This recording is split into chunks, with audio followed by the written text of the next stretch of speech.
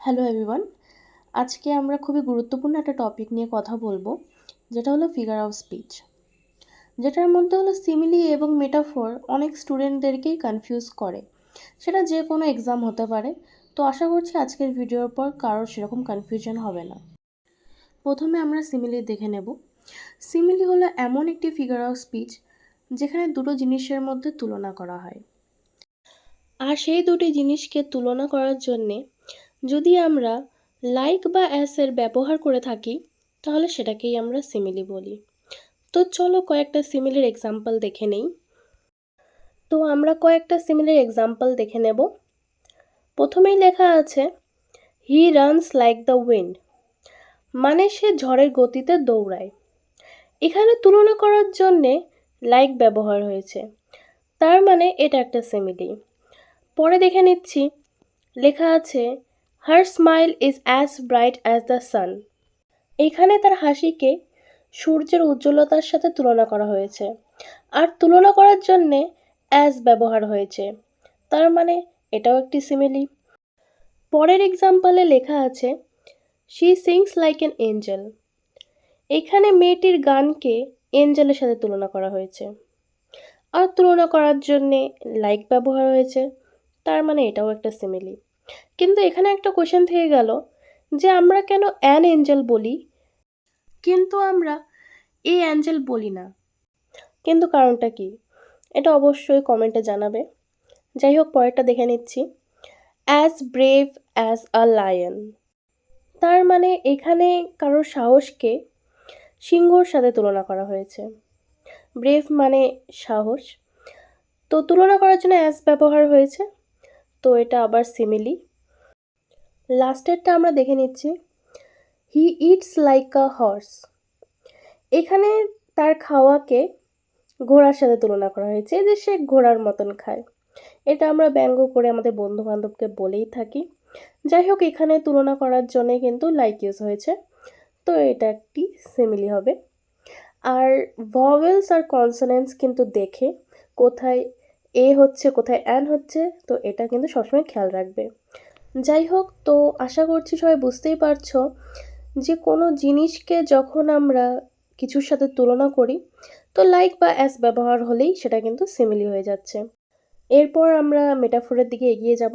দেখা যাক মেটাফোর কি।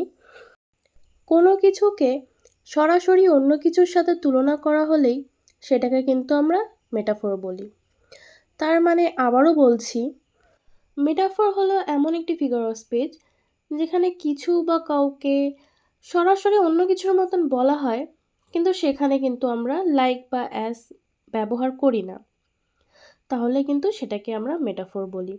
তো আমরা মেটাফোরের কয়েকটা এক্সাম্পল দেখে নেব। এখানে কিন্তু মেটাফোরে খুব সুন্দর সুন্দর এক্সাম্পল দেওয়া হয়েছে, আর এগুলো কিন্তু খুবই গুরুত্বপূর্ণ। তো প্রথমেরটা আমরা দেখে নিচ্ছি, money is the root of all evil. এইখানে কিন্তু টাকাকে সব খারাপের মূল বলা হয়েছে, তার মানে অতিরিক্ত টাকার লোভ কিন্তু মানুষকে খারাপ কাজ করতে বাধ্য করে। এই কথাটা কিন্তু আমরা কম বেশি সবাই শুনেছি। টাকা কি আসলেই গাছের শিকড় হতে পারে? কিন্তু তাও এখানে রুট ওয়ার্ডটি ইউজ হয়েছে, তার মানে টাকাই কিন্তু মানুষের অনেক খারাপ কাজ করার মূল কারণ হতে পারে।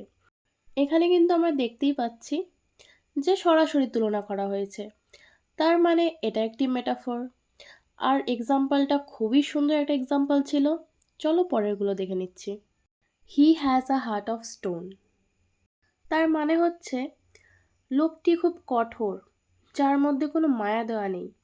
এখানে কিন্তু এটাও দেখতে পাচ্ছি যে হার্টকে স্টোনের সাথে সরাসরি তুলনা করা হয়েছে, তার মানে এটা একটি মেটাফোর।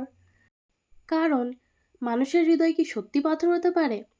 না, কিন্তু স্টোন শব্দটি এখানে ব্যবহার হয়েছে এটা বোঝানোর জন্যে যে মানুষটার মধ্যে কোনো দয়া মায়া নেই।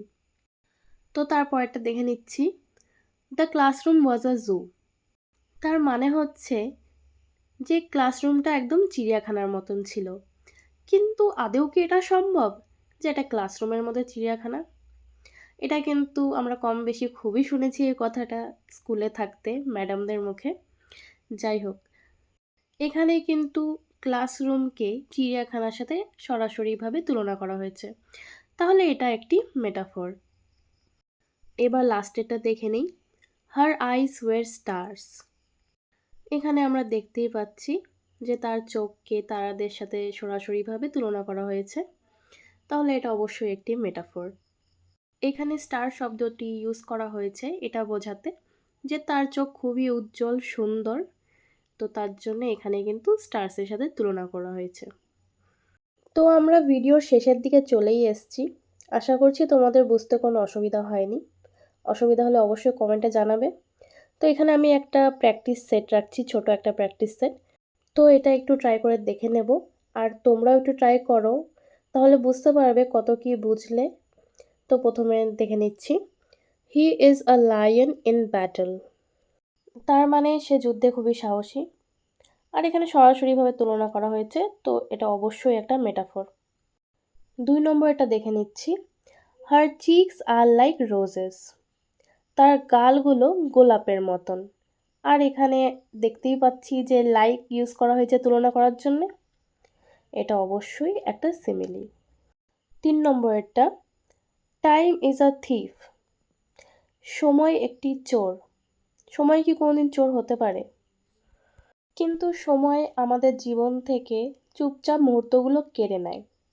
তার জন্যই কিন্তু এখানে সময়কে চোরের সাথে সরাসরিভাবে তুলনা করা হয়েছে। এটা অবশ্যই একটা মেটাফর। আশা করি বুঝতেই পারছো তফাৎটা। 4 নম্বরটা, she sings like a bird.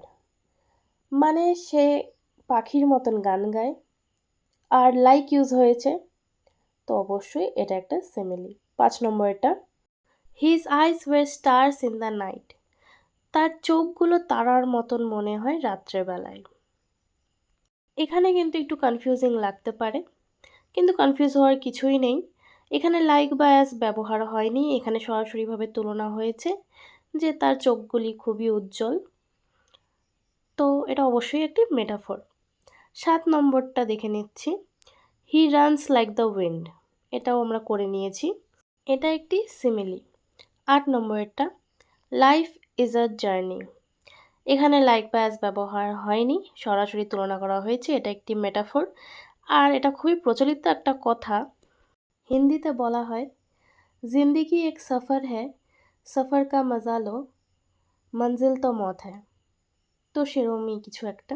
যাই হোক, লাস্টের দুটো দেখে নেব, as brave as a tiger. As বা লাইক ব্যবহার হলে সিমিলি হবে, তো অ্যাজ ব্যবহার হয়েছে, তো এটি একটা সিমিলি। লাস্টেরটা, the clouds were cotton in the sky. তার মানে হচ্ছে মেঘগুলো আকাশে তুলোর মতন মনে হচ্ছিল, এটা অবশ্যই একটি মেটাফর। তো আনসার্সগুলো আমি দিয়ে দিচ্ছি, তোমাদের কটা ঠিক হলো ভুল হলো অবশ্যই কমেন্টে জানাবে। আর এই চ্যানেলে কিন্তু এক্সাম রিলেটেড সব রকম ভিডিও আসবে। Thank you.